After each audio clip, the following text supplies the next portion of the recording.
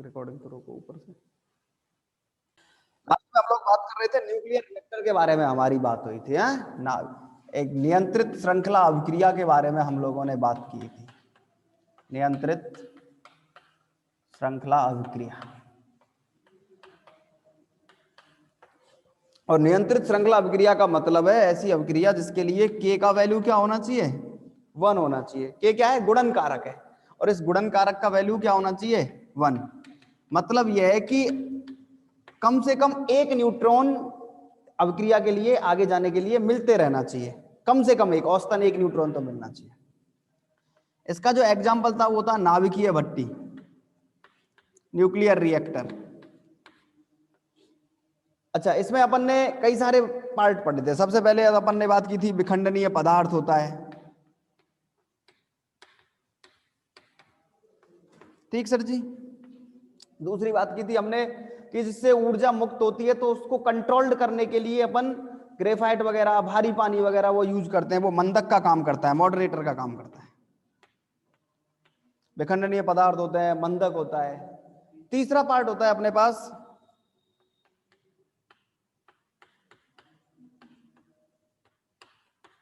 नियंत्रक क्षण। अगर न्यूट्रॉन्स अभिक्रिया में ज्यादा उत्पन्न हो रहे हैं, अगर न्यूट्रॉन्स की संख्या क्या है, ज्यादा है, तो अभिक्रिया कहीं अनियंत्रित नहीं हो जाए, K का मान ग्रेटर देन 1 ना हो जाए, इसे कंट्रोल करने के लिए, या अगर अपन कहें कि अभिक्रिया की गति को कंट्रोल करने के लिए, अभिक्रिया को या तो तीव्र बनाओ या मंद बनाओ, उसके लिए अपन क्या करते हैं, नियंत्रक क्षण यूज करते हैं। और नियंत्रक क्षणों के रूप में कैडमियम वगैरह की छड़ें यूज करते हैं। चौथा काम था हमारे पास शीतलक का, कूलेंट का। कूलेंट क्या करता है, अभिक्रिया यूरेनियम परमाणु के साथ रिएक्ट हुआ, अभिक्रिया हुई तो उससे भारी मात्रा में ऊर्जा निष्कासित होती है, और जब बहुत अधिक मात्रा में ऊर्जा निष्कासित होती है तो ऊर्जा की हानि ना हो, ऊर्जा वेस्ट ना हो, इसके लिए अपन क्या करते हैं, उस पूरे सिस्टम के सारे चारों तरफ शीतलक लगा देते हैं। और शीतलक के लिए बड़े बड़े पानी के बॉयलर होते हैं हमारे पास। वो क्या करते हैं, वो पानी जो वाटर होता है वो ऊष्मा को गेन करता है, बाष्प बनाता है, और बाष्प को अपन टरबाइन पे देते हैं तो बिजली उत्पन्न हो जाती है। ये काम हो रहा था अपने पास। पांचवी चीज थी अपने पास परिरक्षक, जिसको अपन ने सील्ड बोला था।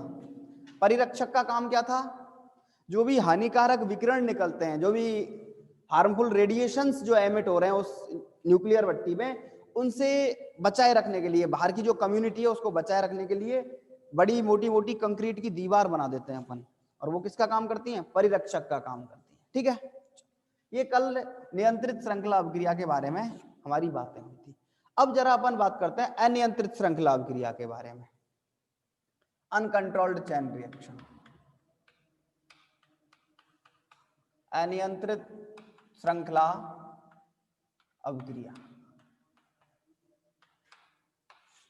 अनियंत्रित श्रृंखला अभिक्रिया का मतलब है जहां K का वैल्यू क्या होना चाहिए, ग्रेटर देन 1 होना चाहिए। मतलब न्यूट्रॉन की उत्पत्ति दर, प्रोडक्शन रेट, ये ज्यादा होनी चाहिए न्यूट्रॉन की क्षरण दर से। उत्पादित होने वाले न्यूट्रॉन ज्यादा होने चाहिए न्यूट्रॉन की।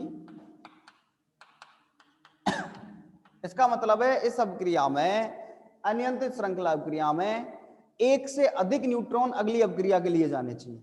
इसका मतलब क्या हुआ, एक से अधिक न्यूट्रॉन, उसमें तो हमने बोला था कि औसतन एक न्यूट्रॉन जाना चाहिए, इसमें एक से अधिक न्यूट्रॉन अगली अभिक्रिया के लिए जाने चाहिए। इसका मतलब यह है कि इसमें न्यूट्रॉन के उत्पादन में जो वृद्धि है वो कैसी होती है, चरघातांकी रूप से होती है। इसका जो एग्जाम्पल है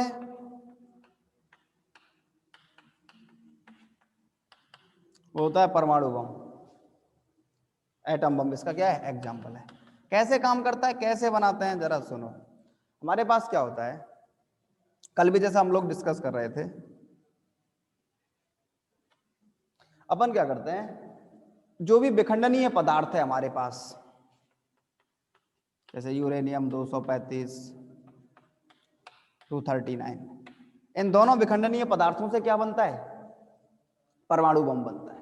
तो अपन क्या करते हैं, इसके द्रव्यमान के छोटे छोटे पार्ट लेते हैं अपन, और वो पार्ट ऐसे होने चाहिए जिनका मान क्रांतिक द्रव्यमान से क्या होना चाहिए, कम होना चाहिए, क्योंकि क्रांतिक द्रव्यमान एक ऐसा द्रव्यमान है जो अभिक्रिया को स्टार्ट करने के लिए काम आता है। कल अपन ने बता रहे थे, मतलब वह न्यूनतम द्रव्यमान जिस पर अभिक्रिया क्या हो जाए, स्टार्ट हो जाए। जैसे भाई उसका कुछ ना कुछ तो वैल्यू रहा होगा, ऐसा तो नहीं है।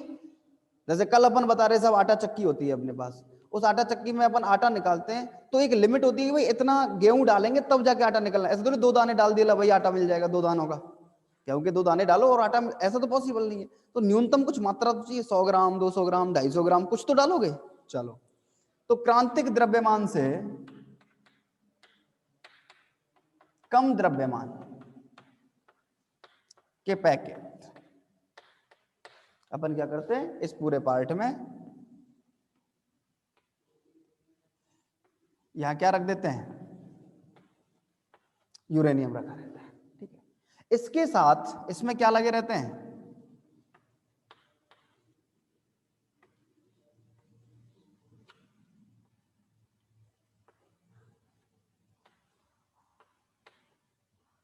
विस्फोटक लगे रहते हैं। इसके साथ इसमें क्या लगे रहते हैं, विस्फोटक। 2 बात। तीसरी बात,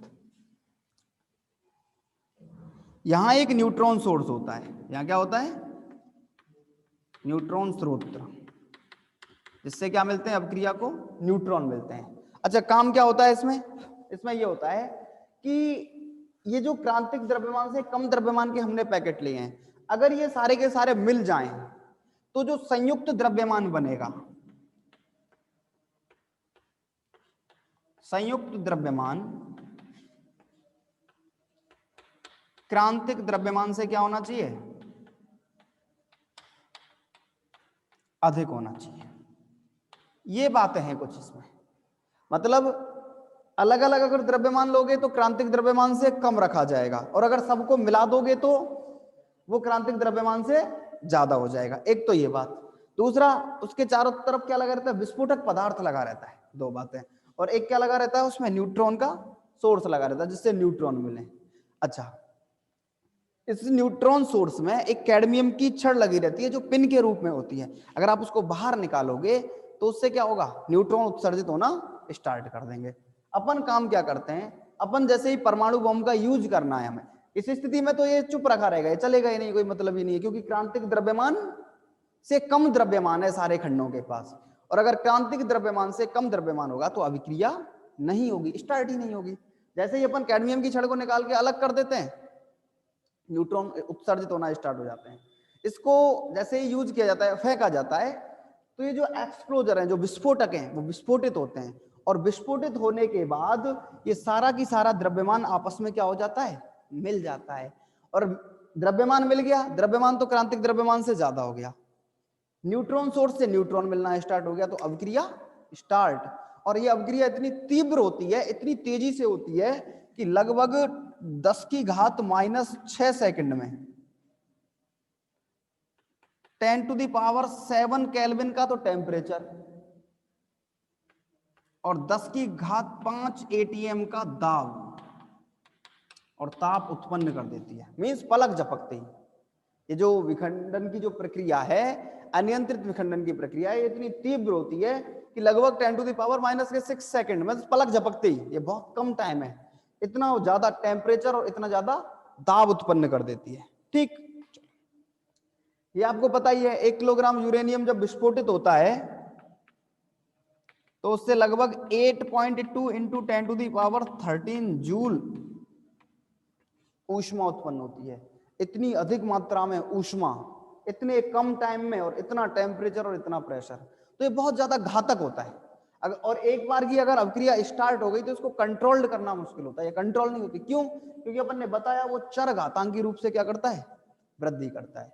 तो ये इसका यूज हानिकारक है। तभी तो जैसे वैज्ञानिक वगैरह, साइंटिस्ट वगैरह ये यूज, कई बार जैसे देशों में परमाणु बम लड़ाई झगड़े होते हैं तो धमकी दे देते भाई ये चला देंगे वो चला देंगे, नहीं होना चाहिए। ठीक है, इसमें प्रतिबंध लगा हुआ है कि आप लोग परमाणु हथियारों का इस्तेमाल नहीं कर सकते, क्योंकि परमाणु हथियारों के इस्तेमाल से एक बहुत जो मानव का जो जीवन है, ह्यूमन एग्जिस्टेंस है, उस पर बहुत बड़ा संकट खड़ा हो सकता है, मानव का अस्तित्व ही नहीं रहेगा भाई। पर आप सोचिए 10⁻⁻⁶ सेकंड कितना सा टाइम है, बहुत कम टाइम है। इतना ज्यादा टेम्परेचर, इतने ज्यादा टेम्परेचर पर तो सर्वाइव ही नहीं कर सकती कोई चीज भाई। 10⁻7 केल्विन ताप, सब कुछ खत्म। सूर्य का भी नहीं होता इतना ताप, तो जितना ताप इससे उत्पन्न हो जाएगा। जब सूर्य पे ही कुछ नहीं रहेगा तो यहाँ तो कुछ भी नहीं रहेगा। इतना ज्यादा दाब, इतना ज्यादा प्रेशर, 10⁵5 ATM, और एक ATM का मतलब होता है 10⁵5 न्यूटन पर मीटर स्क्वायर। तो आप लगा लो कितना ज्यादा टेम्परेचर उत्पन्न हो जाएगा, कितना ज्यादा प्रेशर और कितनी मात्रा में ऊर्जा। इसलिए ये जो परमाणु बम का जो कॉन्सेप्ट है, आप अगर अपन कहें कि परमाणु बम, वो इसीलिए बैन भी है वो कि आप प्रतिबंधित है, आप लोग परमाणु हथियारों का इस्तेमाल नहीं कर सकते। हाँ ये बात ठीक है, आप जैसे हम लोग यूरेनियम मंगाते हैं, यूरेनियम से दो काम हो सकते हैं, परमाणु बम तो बन सकता है, लेकिन इसके अलावा यूरेनियम नाभिकीय भट्टी में भी काम आता है। तो आप उससे बिजली का उत्पादन कीजिए। कल जैसे मैं बता रहा था कि भारत में ऑस्ट्रेलिया से खरीदी गई यूरेनियम से बिजली का उत्पादन होता है। हम लोग नाभिकीय संयंत्र लगाते हैं, और ये नाभिकीय संयंत्र जैसे समुद्र है उसके किनारे लगता है, क्योंकि उसको भारी पानी चाहिए उसको कंट्रोल करने के लिए, D2O, और समुद्र का पानी तो भारी पानी की श्रेणी में आता है। ठीक, तो ये अपने पास अनियंत्रित श्रृंखला अभिक्रिया का कंसेप्ट है, अनकंट्रोल्ड चेन रिएक्शन का। ये नाभिकीय विखंडन अभिक्रियाएं हैं हमारे पास। अब जरा अपन अगली बात करेंगे नाभिकीय संलयन अभिक्रिया के बारे में। ये बात नाभिकीय अभिक्रिया के बारे, नाभिकीय विखंडन अभिक्रिया के बारे में, ऐसे ही अपन नाभिकीय संलयन अभिक्रिया के बारे में डिस्कस करेंगे। तो चलो आओ जरा नाभिकीय संलयन अभिक्रिया के बारे में बात करते हैं।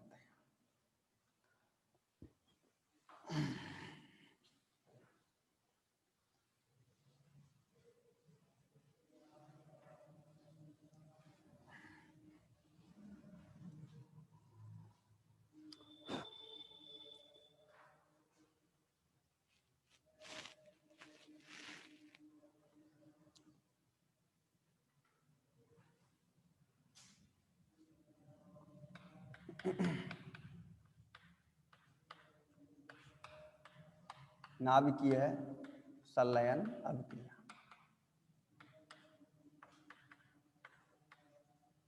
Nuclear fusion reaction. देखो नाभिकीय संलयन अभिक्रिया में क्या होता है, नाभिकीय संलयन की अभिक्रिया में दो या दो से अधिक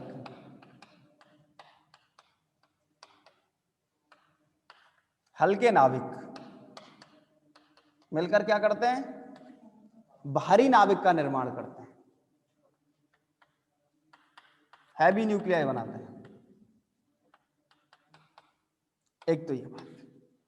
अच्छा या फिर अगर अपन कहें कि दो या दो से अधिक जो नाभिक हैं वो एक संयुक्त नाभिक का निर्माण कर देते हैं, एक दूसरा एक नाभिक बना देते हैं। अच्छा दूसरी बात क्या है, ये जो संयुक्त नाभिक का द्रव्यमान है,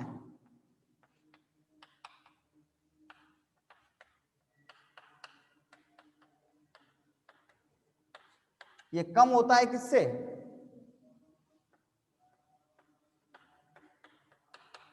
हल्के नाभिकों के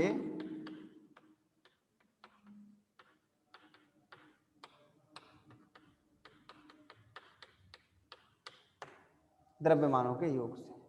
ठीक, तो बात। तीसरी बात, इसका मतलब इस पूरी प्रोसेस में द्रव्यमान क्षति होती है।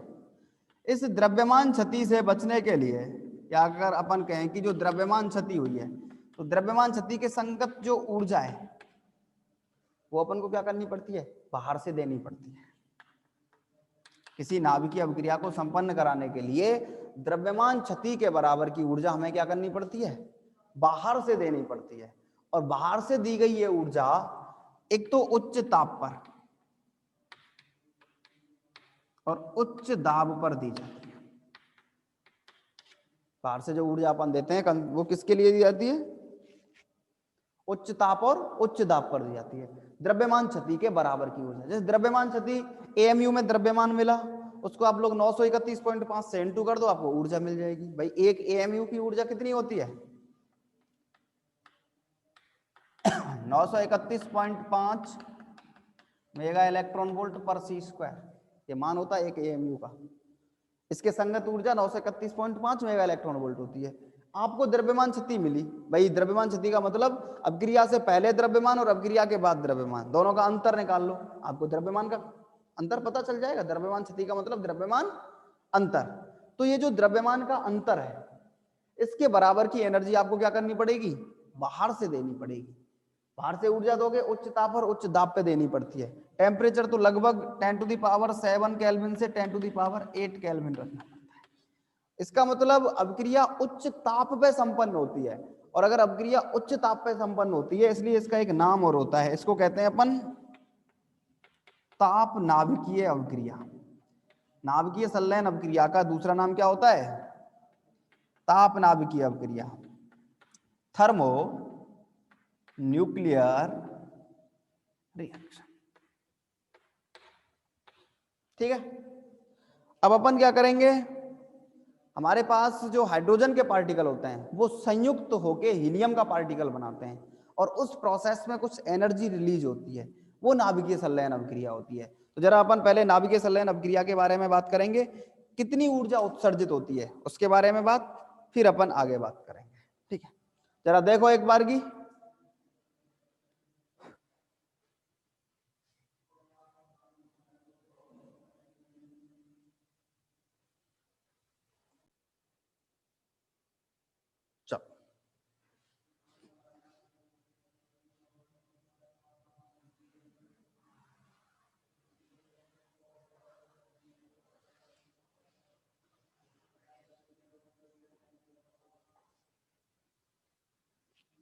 सबसे पहले बात करते हैं, जैसे अपन ने बात की थी एक यूरेनियम परमाणु के विखंडन से उत्सर्जित ऊर्जा के बारे में, ऐसे ही अपन बात करते हैं नाभिकीय संलयन में कितनी ऊर्जा उत्सर्जित होती है, और 1 किलोग्राम पार्ट से कितनी ऊर्जा उत्सर्जित होगी।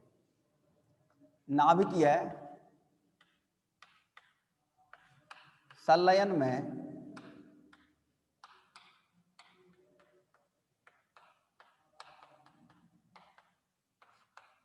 उत्सर्जित ऊर्जा। ठीक है, चलो सर, इसमें क्या होता है, हमारे पास 2 ड्यूटेरियम परमाणु होते हैं, 1H2 + 1, ये संयुक्त होकर क्या बनाते हैं, एक हीलियम का पार्टिकल बनाते हैं।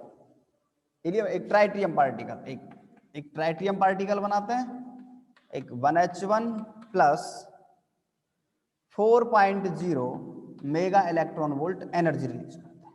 काम क्या होता है, 2 ड्यूटेरियम पार्टिकल एक ट्राइटियम पार्टिकल बनाते हैं, एक हाइड्रोजन पार्टिकल बनाते हैं, और 4.0 मेगा इलेक्ट्रॉन वोल्ट एनर्जी क्या करते हैं, रिलीज करते हैं। ठीक है, दूसरी बात, ये जो ट्राइटियम पर पार्टिकल है 1H3, ये क्या करता है, ये फिर से ड्यूटेरियम पार्टिकल के साथ क्या करता है, रिएक्ट करता है, और उससे क्या बनता है, उससे एक दूसरा पार्टिकल बनता है, एक तो 2He4, एक तो हीलियम का पार्टिकल बनता है, एक न्यूट्रॉन बनता है, 17.6 mega electron volt energy release होती है। अपन अगर इन दोनों अभिक्रियाओं को संयुक्त करें, दोनों अभिक्रियाओं को क्या किया जाए, संयुक्त किया जाए, जोड़ा जाए, तो कुछ ऐसी स्थिति नहीं हो रही। 1H2 1H2 1H2, ये 3 ड्यूटेरियम के पार्टिकल जब रिएक्ट करते हैं तो एक तो 2He4 बना रहे हैं, एक 1H1 पार्टिकल बना रहे हैं,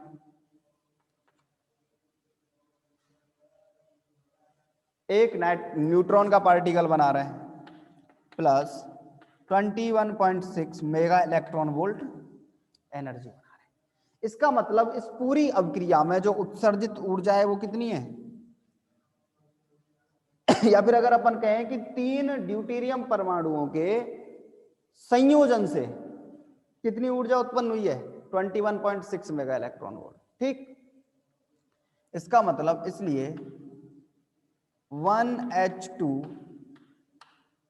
के, या अगर अपन कहें कि 3 1H2 के संलयन से प्राप्त ऊर्जा, देखो इस रिएक्शन का मीनिंग ये है कि हमारे पास 3 क्या है, ड्यूटीरियम के पार्टिकल हैं, और उससे एक हीलियम का पार्टिकल बना है, एक हाइड्रोजन का पार्टिकल बना है, एक न्यूट्रॉन का पार्टिकल बना है, और इतनी एनर्जी रिलीज हुई है। 3 पार्टिकल के संलयन से प्राप्त ऊर्जा कितनी है, 21.6 मेगा इलेक्ट्रॉन वोल्ट, इतनी तो है। इसलिए एक 1H2 के संलयन से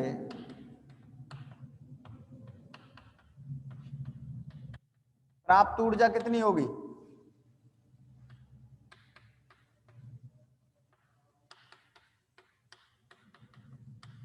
7.2 मेगा इलेक्ट्रॉन वोल्ट, जबकि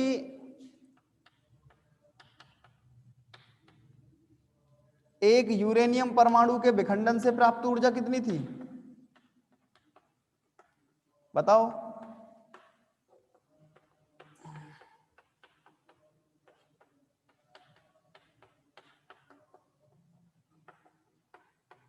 दो 200 मेगा इलेक्ट्रॉन वोल्ट। एक यूरेनियम परमाणु के विखंडन से तो 200 मेगा इलेक्ट्रॉन वोल्ट एनर्जी मिलती है, एक ड्यूटेरियम पार्टिकल के संलयन से 7.2 मेगा इलेक्ट्रॉन वोल्ट एनर्जी मिलती है। इसका मतलब ये एनर्जी बहुत कम है, एनर्जी तो बहुत ज्यादा है इसके रेस्पेक्ट में।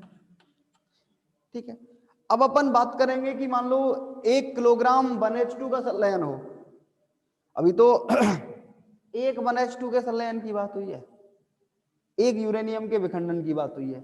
1 किलोग्राम यूरेनियम के विखंडन की बात अपन कर चुके हैं पहले कि साहब उससे 8.2 × 10⁻13 जूल एनर्जी निकलती है। अपना काम है 1 किलोग्राम यूरेनियम के संलयन से कितनी ऊर्जा निकलेगी, उसके बारे में बात करेंगे। ठीक है, तो एक बार की देखो जरा, फिर रिजॉइन करो, फिर अगली बात करते हैं अपन।